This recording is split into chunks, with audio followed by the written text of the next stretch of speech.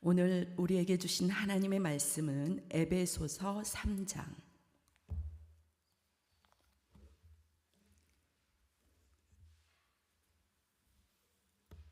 14절에서 21절까지입니다.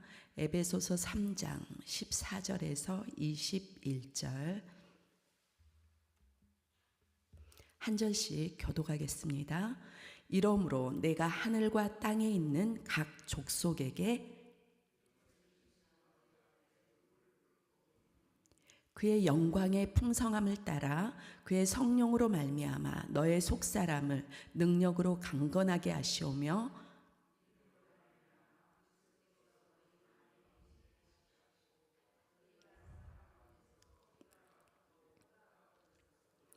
능히 모든 성도와 함께 지식에 넘치는 그리스도의 사랑을 알고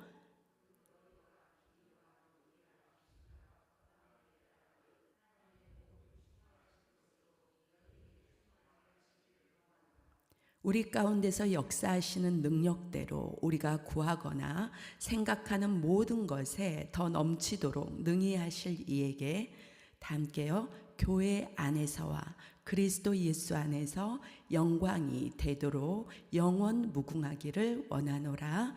아멘. 이 아침도 하나님 앞에 예배하기 위해 나오신 여러분을 주님의 이름으로 축복합니다. 또한 유튜브에서 함께 하신 여러분도 동일하게 축복하고 사랑합니다. 오늘 본문 에베소서 교회에 보내는 사도 바울의 편지 형식의 서신서입니다. 사도 바울은 전도의 사명을 깨닫고 복음을 위해 여러 번 감옥에 갇히는 일들이 일어났습니다. 빌립보 교회 가이사라에서 2년간 감옥에 갇히게 되었습니다. 또 로마에서 복음을 전하고 싶은 간절한 소망으로 인해서 또 황제의 재판을 요청하면서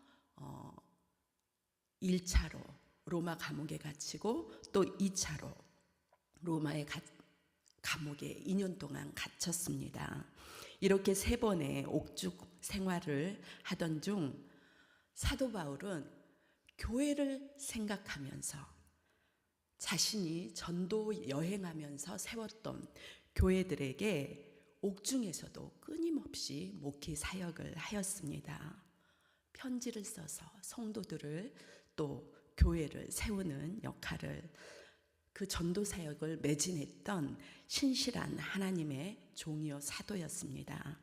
그는 에베소 교회나 인근 소아시아 교회들이 그 당시 직면하였던 여러 현안들과 상황을 염두에 두고 정말 지역 교회 성도들이 능동적으로 움직이면서 전도하고 자립하여 많은 문제들을 스스로 대처할 수 있는 이러한 교훈들을 편지로 권면하면서 교회를 세워나갔습니다.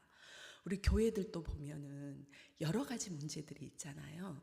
그러한 것들을 성도 개인이 감당하면서 그 문제들을, 그 현안들을 해결해 나가야 되는데 그것들을 교회의 문제로 삼고 또 목회에 방해가 되는 그러한 일들이 일어나기도 합니다.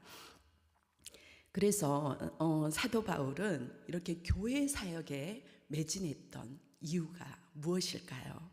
바로 교회가 우리의 소망이요 미래의 후손들에게 미칠 영적인 풍성함, 그 능력의 원천이기 때문입니다. 우리가 전쟁이 나면 그 나라의 대통령이 제일 머리잖아요. 그래서 그 대통령의 요새를 잘 지키는 것처럼 사도 바울은 전쟁과도 같은 자신의 삶에서 옥에 갇힌 신세가 되었어도 교회만큼은 바르고 안전하게 요새와 같은 그 교회가 진리 안에서 간절히 세워지길 바랬던 것입니다. 사도 바울은 그 당시 로마에서의 감옥 생활 중 유대인이나 또 이방인을 불문하고 교회나 교회 밖에 있는 모든 사람들의 이념과 상황을 떠나서 그 상황들을 따지기보다 사람마다 모든 상황들이 틀리잖아요. 그래서 사도 바울이 그때 감옥에 있으면서 좀 자유스럽게 이렇게 전도 사역을 했습니다.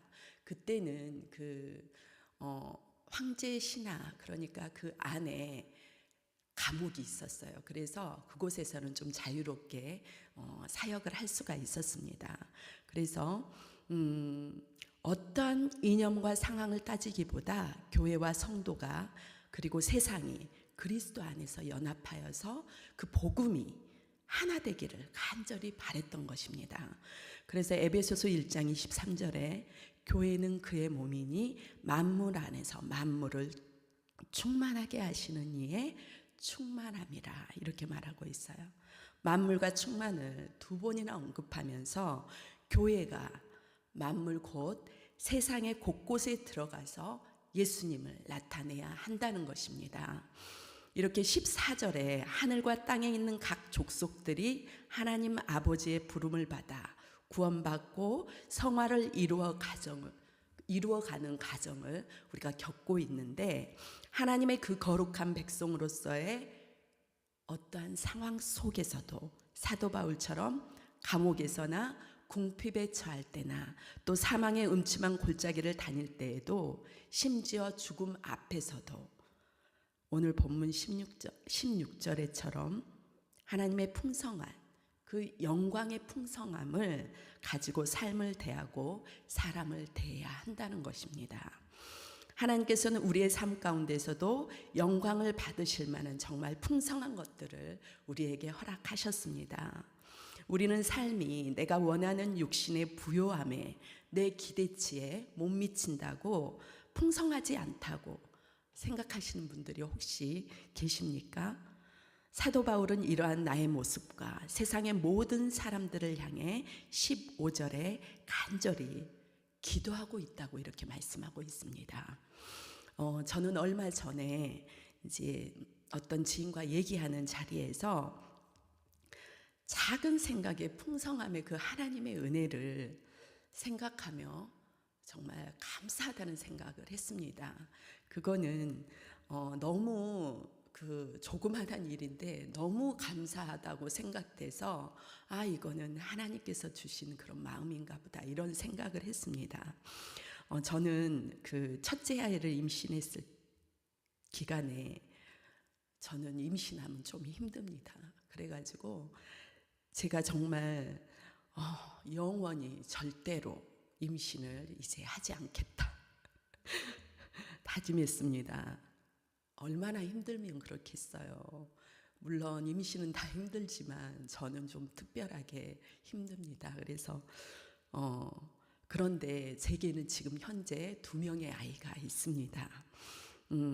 정말 제가 원하지 않았고 너무 힘들어서 도전조차 하지 않으려고 했지만 하나님께서는 저의 마음을 바꾸셨어요.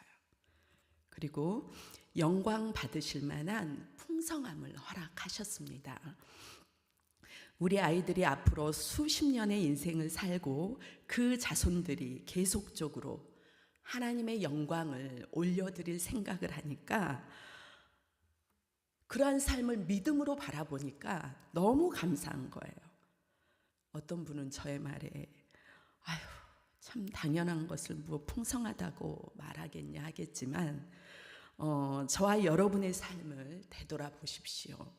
지금껏 하나님은 우리에게 나보다 나를 더 잘하시는 하나님께서는 풍성한 것으로 정말 이미 채워주신 은혜가 얼마나 많습니까?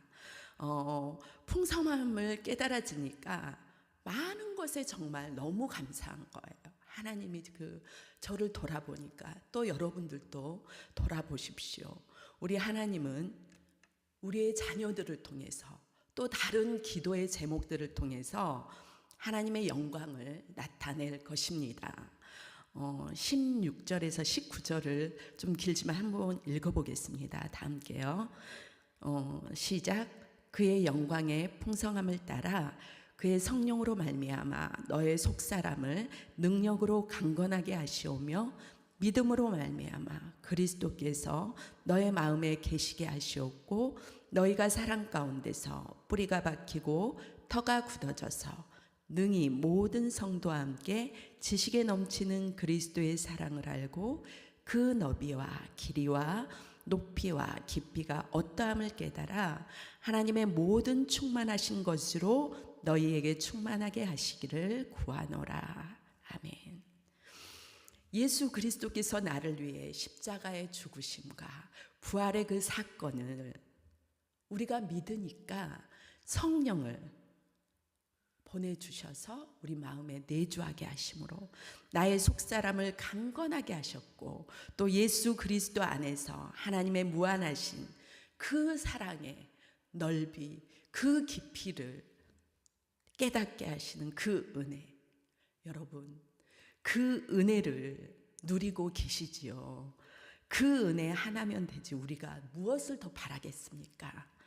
예수님의 그 십자가의 사랑을 믿는다면 내 삶이 아직 더디다 할지라도, 감옥에 갇혀 있는 죄인의 신분일지라도 우리는 그 영광의 풍성함을 자랑할 수가 있는 것입니다.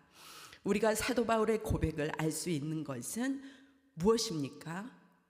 바로 우리 담임 목사님께서 자주 하시는 블라브에토라고 이렇게 말씀하시는 성령님이 내 마음을 주장하게 하라는 것입니다. 내가 약하여 할 수 없는 일을 내 안에 성령님은 영광의 풍성함을, 그 능력을 이루시고 내 삶도 기도의 제목도 부활의 영광을 이루셨던 예수님과 같이 저희들도 그 영광에 참여하게 하실 줄 믿습니다. 우리 예수님은 십자가의 보혈의 능력으로 우리의 모든 죄와 허물을 담당하시고 이 모든 영광의 풍성함을 우리에게도 허락해 주셨습니다. 성경은 하나님의 풍성함을 곳곳에서 말하고 있습니다. 에베소서 1장 7절에 보면 은혜가 풍성하다고 하셨습니다. 또 에베소서 오늘 본문에 보시면 영광이 풍성하다고 이렇게 말씀하시고, 또 잠언 8장 21절에는 부요와 재물이 풍성하다고 하셨습니다. 그리고 로마서 11장 33절에서는 지혜와 지식이 풍성하다고 이렇게 말씀합니다. 또 여러 곳곳에서 풍성함을 이야기하고 있지만, 이렇게 풍성함이 많은 하나님을 우리는 저버리고 세상이 주는 풍요함, 풍성함만을 가지고 눈을 빼앗길 때가 얼마나 많습니까? 우리가 다 양 같아서 그릇 행하여서 각기 제 길로 제하게 갈 때가 많았지 않습니까? 그 대표적인 예로 저가 있습니다. 네. 그리고 아버지를 떠나 방황했던 그 돌아온 탕자, 둘째 아들의 탄식하는 고백을 들어보십시오. 누가복음 15장 17절에 이에 스스로 돌이켜 이르되 내 아버지에게는 양식이 풍족한 품꾼이 얼마나 많은가. 나는 여기서 줄여 죽는구나. 내 아버지 집에는 양식도 품꾼도 풍성한데 나는 여기서 배고파 죽는구나 라고 하였습니다. 사랑하는 성도 여러분, 우리 하나님 아버지의 집에는 양식과 품꾼이 정말 풍성합니다. 그런데 우리는 믿지 못하니까, 욕심으로 잘못 구하니까, 또한 내 것만을 원하고 인내하지 못하니까 더디 응답되는 것 같고 적다고 우리가 불평하는 것입니다. 우리는 다시 아버지께로 돌아가야 합니다. 우리 하나님 아버지의 집에는 정말 양식도 품꾼도 풍성하십니다. 저는 내 아버지의 집을 교회로 표현하고 싶습니다. 새벽 예배도 교회로 이렇게 나오시면 정말 제단을 쌓는 거, 이게 굉장히 중요합니다. 그리고 제단에 불을 끄지 않는 거. 구약시대에는 제단의 불을 24시간 꺼지지 않았습니다.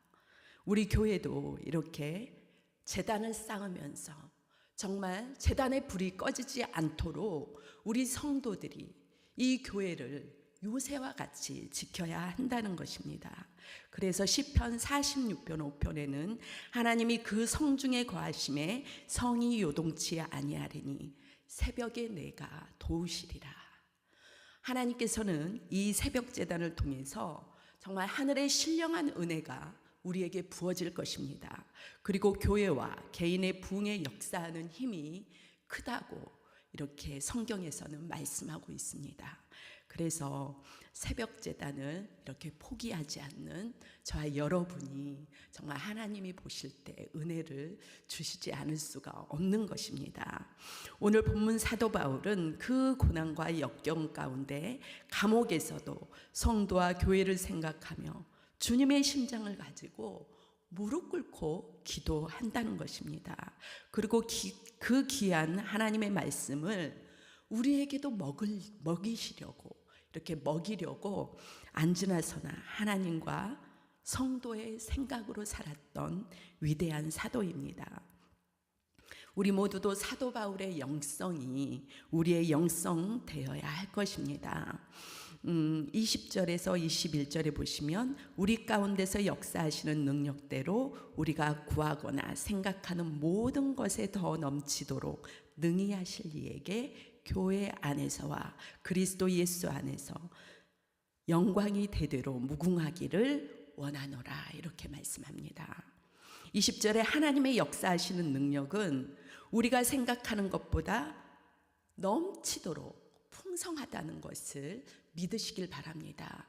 그 풍성하다는 것은 내 개인의 풍성함도 있겠지만 내 개인을 통해서 정말 우리 교회가, 우리 지역이, 우리 나라가, 세계가 풍성해진다는 것입니다.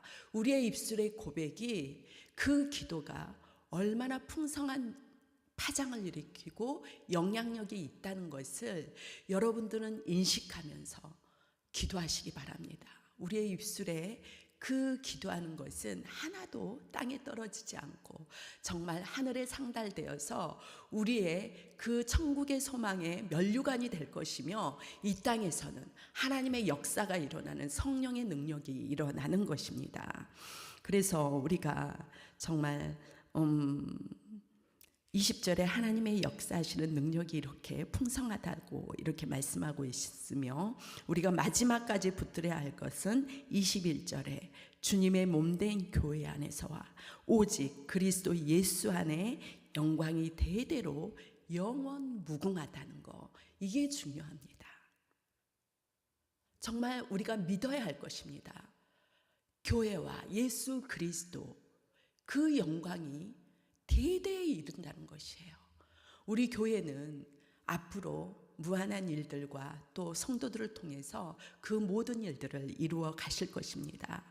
그리고 예수님께서 한 몸 이룬 저와 여러분이 이 교회를 잘 세워나가고 또 하나님의 영광의 풍성함을 가정마다 자손 대대로 영원 무궁하게 세워나가길 또 바라고 주님의 이름으로 축복합니다.